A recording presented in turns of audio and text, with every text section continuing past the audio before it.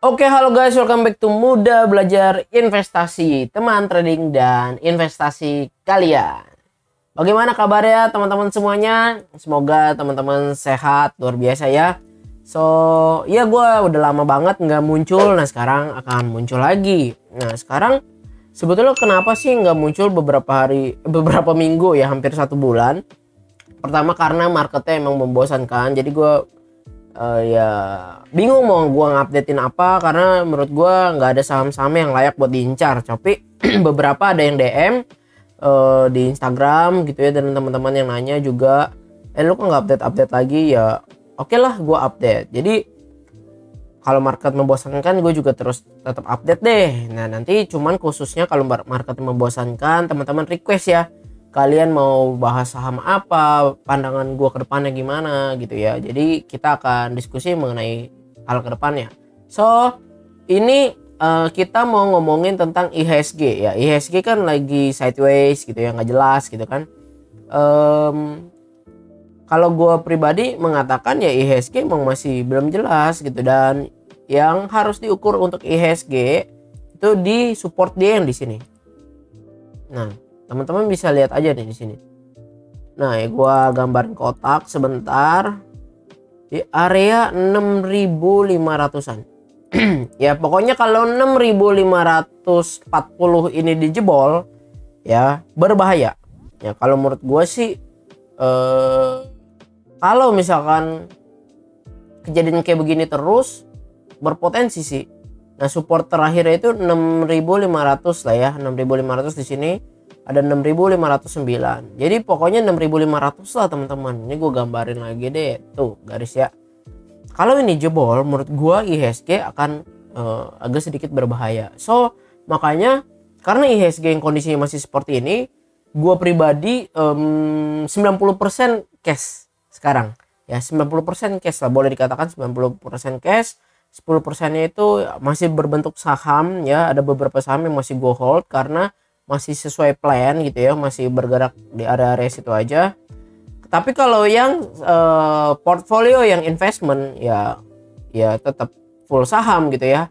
Jadi ada portfolio gue investment yang big banks lah, teman-teman tahu lah. Pokoknya itu cuma buat di big banks ya, beli terus setiap bulan. Itu pakai metode dollar cost average. Nah tapi kalau untuk yang trading gitu, yang buat swing trend follower gitu, 50% cash. Kenapa? Karena ya begini. Jadi penurunannya si IHSG ini ya, ini tuh nggak seperti kejadian waktu 2020. Teman-teman perhatiin ya, IHSG mulai closing di bawah MA200 itu di bulan Desember tanggal 2. Ya, dia close di bawah MA200. Dari 2 Desember sampai sekarang nih ya, 21 Maret sorry. Bulan 3 ya, berarti berapa bulan? Kurang lebih 4 bulan ya. Dari 2 Desember sampai ke 21 Maret. Hampir 4 bulan. Pergerakan IHSG itu sideways. Di situ-situ aja. Ya. Cenderung ke bawah. Karena IHSG belum berhasil buat close di atas MA200. Ya, jadi pergerakannya si IHSG ini cenderung ke bawah terus nih. Ya. Dan ini jadi belum bisa agresif. Nah, tapi kalau kita bandingin teman-teman ya, kejadian IHSG yang dimana candle-nya di bawah MA200 itu terakhir terjadi di sini nih. Awal mulanya September 2019 ya, September 2019. Oke. Oh, di sini nih. Mei 2019 dia berhasil tuh naik ke MA200, bergerak sideways di atas area MA200. Septembernya jebol di bawah MA200 ya, sama nih, sideways gitu kan, naik turun. Tapi 19 Desember berhasil tuh naik, tapi nggak kuat naiknya ya, naiknya cuma sebentar, turun lagi ya. Di Januari 2020 IHSG udah close di bawah MA200 ya, minusnya 1%, 2%. Nah setelah itu apa yang terjadi? Hancur parah karena COVID. Udah teman-teman udah tahu lah, dari pas hancur parah itu Februari akhir gitu, COVID masuk di Depok gitu kan, hancur brak. Kalau menurut gua yang kejadian di sini kejadian di sini ini itu enak. Enak kok krisis enak ya, bener. Kenapa? Karena kejatuhannya ini bener-bener dibanting parah ya. Ini berapa persen sih waktu itu jatuhnya ya? Dari sini ya, gue anggap dari sini turun sampai 32%. IHSG turun sebesar 32% ya di dalam 1 bulan lah, 1 bulan. Oke, dari 24 September sampai terbawahnya itu 24 Maret. Ini IHSG hancur nih selama 1 bulan. Habis itu rebound. Ya, waktu di rebound sini, gue pribadi waktu itu gue nggak beli saham sama sekali. Tetap, kan karena kita belinya saham bukan beli indeks. Jadi menurut gue belum ada pergerakannya yang masih cukup oke, belum gitu ya. Habis waktu itu masih wait and see gitu ya. Waktu udah ada pergerakan rally di sini waktu itu di bulan Mei, gue inget banget gue ngambil tuh saham Big Banks ya, BCA gitu. Tuh murah bener tuh. Pada murah. Dapat dah tuh, beli Antam gitu, udah mulai. Tapi pergerakannya ini waktu dibanting begini 1 bulan enak teman-teman. Kenapa? Karena kita udah jelas, kita nggak ada keraguan-raguan mau beli saham apa enggak ya. Karena udah jelas ARB terus. Oke. Nah, kalau sekarang kita ragu-ragu gue beli apa kagak ya, gue beli saham enggak ya. Ini udah recovery belum ya? Kondisi candle dia bawah MA200 ya, candle IHSG. Waktu dia udah berhasil close di atas MA200 sudah jelas. November itu muncul lah kan angkatan-angkatan Covid gitu kan, angkatan-angkatan Covid yang pamer-pamer porto ya, profit berapa persen. Ya karena di November rally-nya luar biasa gila, bro. Ini kita udah fix banget. Wow, udah recovery lah. Orang dari Maret ke November aja dia udah bisa kok IHSG sampai ke 5.190, 5.200. Wah, udah mantep lah. Naik berapa persen? Oke. Dia naik sampai tertingginya 24% di 6.900. Naik terus loh teman-teman sampai ke Januari lah ya, Januari 2021. Wah, itu pokoknya orang bego juga beli saham apapun profit. Ceritanya ya waktu pas di sini. Oke, habis itu sideways, mulai terkikis. Nah, yang masalahnya yang terjadi di sini ini masih enak, masih sampai ke 2021 sampai 2022 enak. IHSG terus rally bikin all time high luar biasa ya kan. Nah, sekarang yang terjadi adalah candle close di bawah MA200 tapi nggak kayak kejadian di 2020, nggak kayak di Februari Maret 2020 ya. Yang sekarang posisinya itu dia menyayat-nyayat. Jadi kayak ibarat kata kalau kita ngomong bukan kayak orang terjun payung. Kalau misalkan yang ini kan kayak orang terjun payung gitu ya. Loh, kencang gitu, nggak dibuka dulu tuh bukan pelampung. Parasutnya nggak dibuka. Jadi turun benar-benar turun dalam. Langsung gitu ya. Tapi kalau misalkan yang ini kejadian sekarang nih dari 1 Desember kemarin gitu ya, tahun lalu sampai ke sekarang, dia tuh kayak layangan putus. Jadi waktu layangan putus dia kan nggak langsung turun jatuh ke bawah ya teman-teman ya.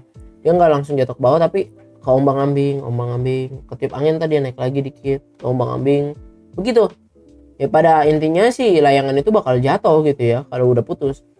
Nah, ini nih kondisi yang ini sekarang, ini yang terjadi di market kita sekarang nih teman-teman ya. Jadi kita tuh ragu antara mau entry apa enggak entry sama sekali, itu ragu. Tapi kalau Maret itu kita udah fix jangan entry sama sekali, nangkep pisau jatuh, bener gak? Kalau sekarang ragu. Nah, terus kalau misalkan dilihat dari pergerakan IHSG setiap ini low volume, bener gak? Selalu low volume. Penurunan low volume, naiknya juga low volume. Jadi kayak nggak ada tenaga di sana, nggak ada tenaga tuh di IHSG, semua low volume. Nah, terus kita lihat ya, kalau misalnya 6.500 ini kejebol teman-teman, udah menurut gua sih berbahaya sih, bener-bener. Kalau 6.500 itu kejebol, karena ini adalah support psikologis lah ya. Kita udah bisa ngelihat di sini tuh ada area support, dan juga 6.500 itu adalah bekasnya area all time high-nya dulu di 2021 sebelum dia rally kencang. Ya, jadi 6.500 ini kalau kejebol sih menurut gua agak sedikit berbahaya. Jadi teman-teman, justru di saat momen-momen seperti ini kita makin terlatih bahwa kita diingetin sama Mr. Market bahwa ayo disiplin bro, lo kalau punya plan disiplin, stop loss ya stop loss gitu ya, stop loss ya stop loss.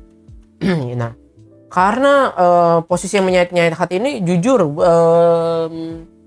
kurang lebih 2 minggu ini ya, beberapa gue coba setup gitu ya, trade kecil, beberapa ya stop loss gitu. Contohnya apa nih, saham Indi. Waktu Indi kemarin udah ada kelihatan kayak wah ini cakep nih Indi nih, reversal nih ya. Nah kan dia konsolidasi pak, breakout, cakep, beli dong, breakout ya kan, breakout, besoknya juga naik lagi, sesi 2 nya dibanting ya, kena stop loss gitu ya, kena stop loss, gua kena stop loss. Jadi stop lossnya waktu itu mepet di 2200 stop loss. Pokoknya konsolidasi dia jebol, gua stop loss ya. Habis itu apa yang terjadi?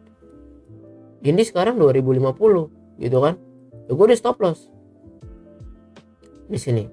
Oh terus kan ada bertanya gitu ya, bego stop loss di 2200 pak, orang besoknya naik 4% lah.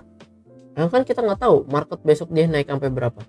Intinya gue udah amanin resiko gue udah tahu di 2200 ya gue stop loss 2180, sorry 2200 kan supportnya, gue jadi stop loss 2180, kena tuh ya, pas banget kena di 10 Maret. Besoknya rebound beberapa, pasti aduh anjrit, giliran gue stop loss naik gitu kan.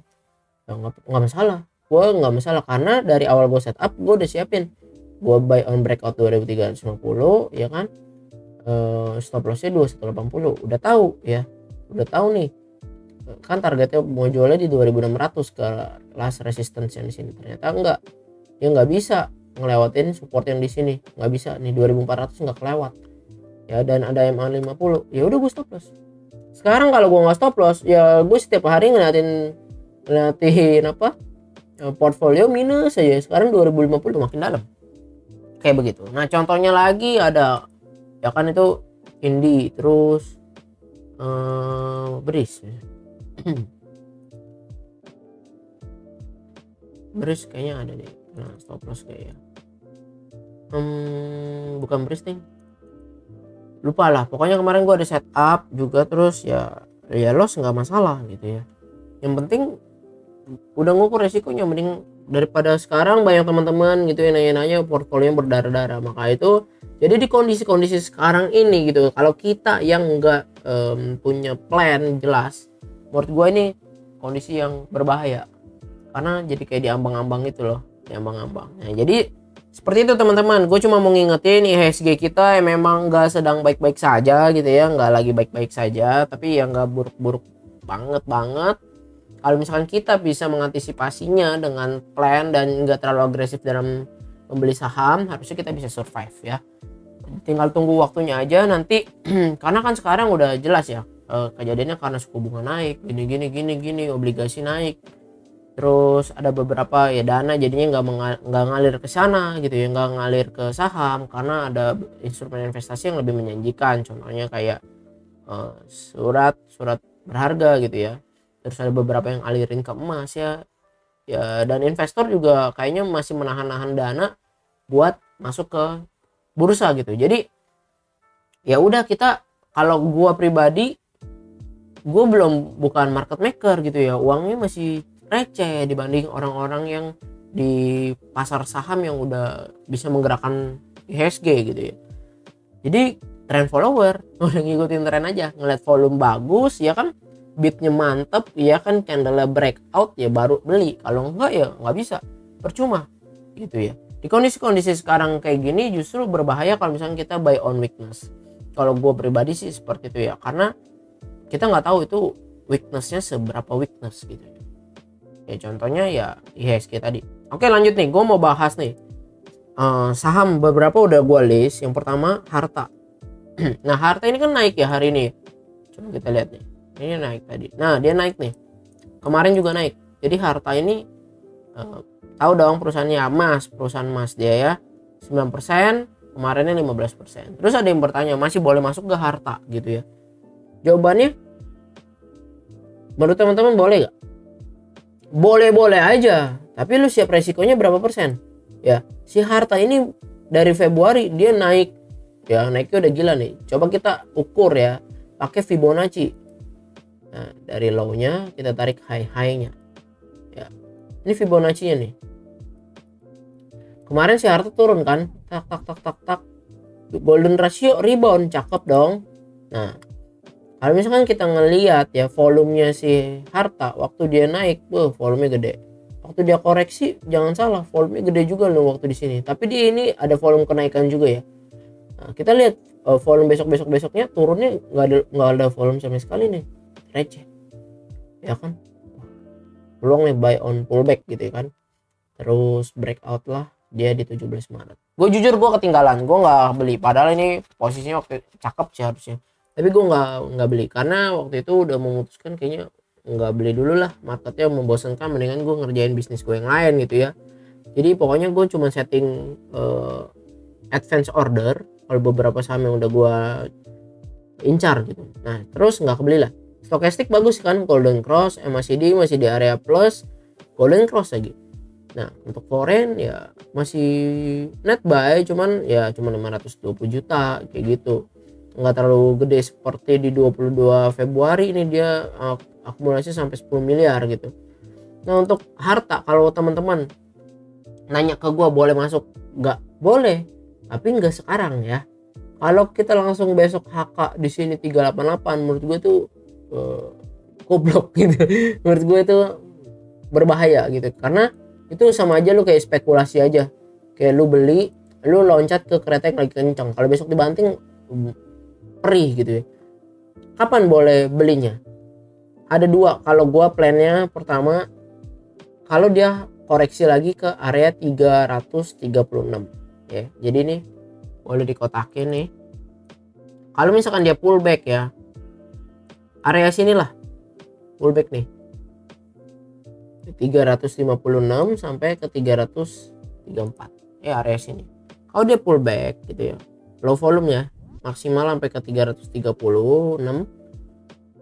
terus atau sampai ke Fibo di sini 324, menurut gue itu masih sangat oke. Nah kalau dia udah pullback gitu, terus dia konsolidasinya kayak gimana nih, kayak begini nih, dia habis naik kencang tak dia pullback, konsolidasi tuh, ini kan cakep nih konsolidasinya nih ya kan, breakout. Nah oke. Pullback lagi dia masih ke area konsolidasi, ini kan masih di area dia nih. Nah ini gua hapus. Kita lihat lagi konsolidasi yang terjadi di sini nih, makin lama makin mepet pergerakannya. Nah ya, dia konsolidasi nge-breakout. Nah breakout ya beli.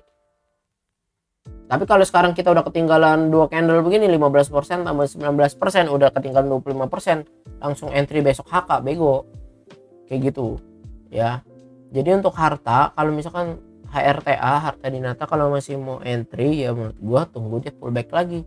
Nah coba kita ngeliat nih ya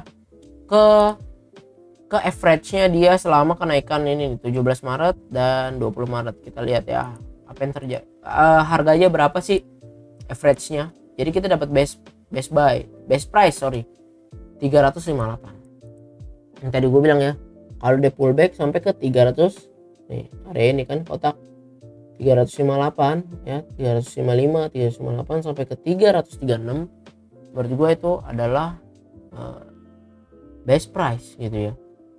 Tunggu dia koreksi dulu. Nah pas koreksi jangan langsung beli ya, tunggu dia konsolidasi. Nah lagi-lagi seperti itu. Kalau koreksi doang konsolidasi, nggak konsolidasi dan nggak breakout ya berbahaya, takutnya lanjut turun lagi. Jadi mesti tunggu dia turun, konsolidasi, breakout. Nah kita pasang advance order, udah tinggal aja ya, tapi pasang alarm dulu gitu, nanti di 350 lah. Jadi kita bareng-bareng deh pasang alarm di 350 ya. Oke, 350.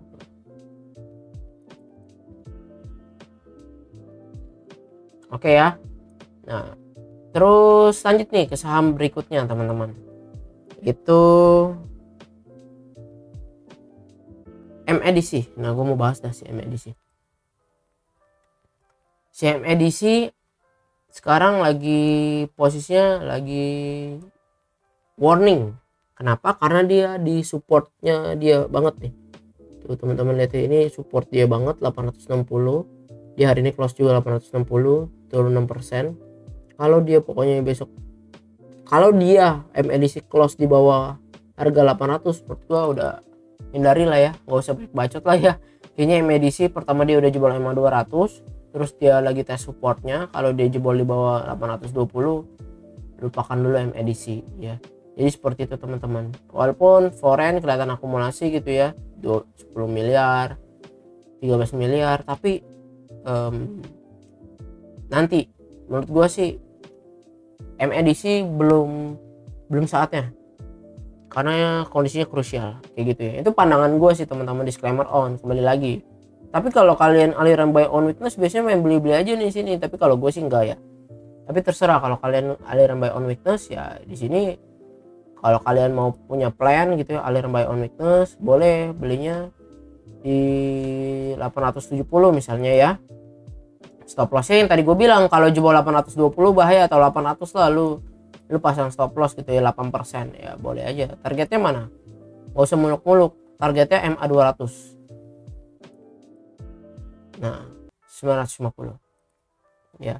Tapi ini gue kasih plan belinya nggak di 860 besok langsung beli ya, tapi naikkan dikit 880 lah ya, begini. Kenapa? Karena mesti tunggu dia rebound dulu loh. Kalau lo nggak rebound, ini rebound aja dia besoknya dibanting 6%. Kemarin ini kan udah cakep banget ya setupnya 17 Maret ya kan, koreksi rebound besoknya dibanting. Jadi ya kayak begitulah, buy on weakness di masa-masa kayak begini emang nggak mudah gitu ya teman-teman. Jadi itu untuk M-Edisi terserah. Kalau gue belum, kalau gue maunya sih nunggu dia kembali ke atas MA 200 dulu. Kalau enggak ya belum menarik. Oke ya, lanjut nih ke saham berikutnya. Itu si INKP. Nah, INKP ini walaupun dia hari ini naik 3% ya, dan diakumulasi sama asing 13 miliar, menurut gua ini INKP juga berbahaya nih. Ya dia udah dead cross tuh, udah gila ya, cross di bawah MA 200 ini dari Januari, terus turunnya udah kayak gila tuh. Jadi untuk INKP lu jangan pernah sentuh dulu gitu ya. Menurutku jangan pernah sentuh dulu, karena dia mesti ngelewatin resistance dia di 7.250 atau 7.300. Kalau dia lewatin itu, dia masih berpotensi menguat, tapi terbatas ya. Kalau gue sih bilang ke kalian gitu ya, kalau ngelihat saham udah downtrend begini, hindari ya. Masih banyak coy saham di IHSG, masih berapa ratus gitu ya, masih ada ratusan saham. Jangan ngelihat ini, oh ini perusahaan besar ya, kertas luar biasa, mumpung lagi murah mahal. Jangan dilihat dari harga ininya doang ya. Oh 7.200 murah, dia kan sempat 10.000 gitu ya. Be careful ya. Jadi seperti itu untuk INKP, menurut gua jangan disentuh dulu ya, kayak gitu. Nah lanjut lagi ya teman-teman, cepet-cepet aja karena ini ya BPTR. Nah BPTR nih, BPTR saham kencang ya, kemarin sempat naik tinggi luar biasa di mana nih.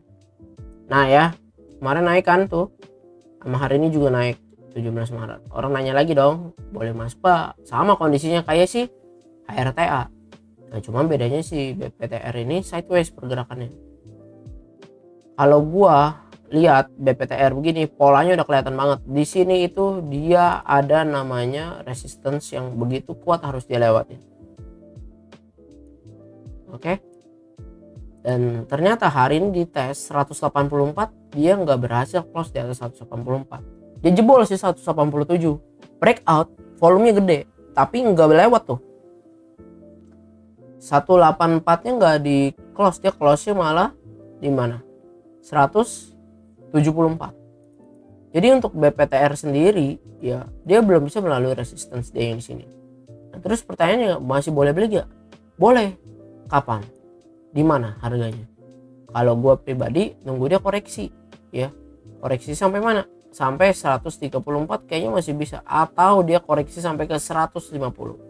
Ya pokoknya 150 sampai 130 itu masih area-area si BPTR masih bagus. Tapi kalau si BPTR udah close di bawah MA 200, di bawah 130, lupakan BPTR. Ya kalau dari stokastik dia golden cross, tapi sebetulnya dia udah di area jenuh beli, harusnya turun dulu gitu ya. Terus MACD ini cakep sebetulnya, naik ya kan, golden cross sambil naik, histogramnya plus ya, hari ini. Tapi foreign buang barang 49 juta doang, 49 juta. Dan kalau ngomongin BPTR ya, ini saham nggak terlalu liquid ya guys. Jadi ini dia aja cuman 298 juta transaksi dia di hari ini volumenya ya. Jadi kalau misalkan masuknya udah ini saham nggak terlalu liquid. Jadi be careful. Jadi masuk ke saham-saham ini ya masuknya ya dana-dana kecil aja. Kayak begini ya. Oke. Nah, lanjut ke saham berikutnya nih. MPPA. Nah, MPPA. Sama, dia juga naik kan ya. Nah, hari ini naik. Cuman udah kelihatan dong patternnya. Nggak usah di ngomongin bacot banget gimana-gimana ya kan. Ini udah downtrend udah gila. Downtrendnya parah, apalagi akhir-akhir dari bulan awal Maret sampai sekarang. Jadi kenaikan di hari ini 6% ya udahlah, biarin ya udah. Jadi nggak usah dibahas panjang-panjang lah ya MPPA. Ini udah berbahaya gitu teman-teman ya, jangan dipaksakan masuk. Ini saham downtrend parah, ya udahlah. Oke. Nah, ada lagi kayak yang mesti dibahas. Oke, kayaknya hari ini cukup ya. Sekian analisa saham kita pada hari ini. Semoga analisa ini bisa membantu kalian nih dalam mengambil keputusan. Dan teman-teman, kalau misalkan ada yang mau di request, mau mumpung market lagi membosankan kayak gini, teman-teman silakan boleh ketikin di kolom komentar. Mau belajar apa sih? Mau belajar apa? Mau belajar baca fundamental, mau belajar baca volume, mau belajar apa, atau mau bedah satu saham khusus, satu saham khusus kita bedah fundamental dan teknikalnya ke depannya. Jadi teman-teman silakan komentar ya. Nanti setiap itu nanti gue list ya, beberapa gue list, nanti gue pilih-pilihin mana yang menarik buat dibahas. Nanti kalau misalkan ada yang gak menarik, gue juga sampaikan alasannya di komentar kenapa ya dia gak menarik. So teman-teman, sekian dulu ya. Semoga video ini bisa bermanfaat buat kalian. Bye bye.